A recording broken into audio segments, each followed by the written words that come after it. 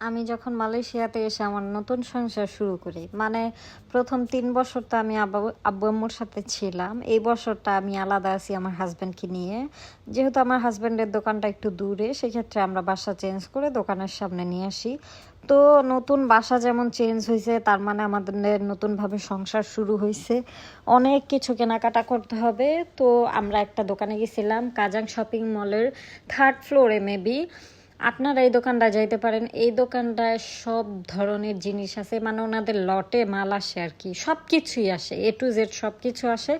আপনার যা ভালো লাগে নিতে পারেন। অ্যান্ড প্রাইস তো অন্যান্য জিনিসের তুলনায় 2-3 গুণ কম হবে আর কি। এখান থেকে আমি আমার ঘরের জন্য হাঁড়ি পাতিল আরও টুকটাক অনেক জিনিস কিনছি, চেক করছি। যেমন এখানে আমি 3টা যেই কড়াইয়ের সেট, এটা মেবি আমি 30 টাকা না 25 টাকা দিয়ে যেন কিনছিলাম।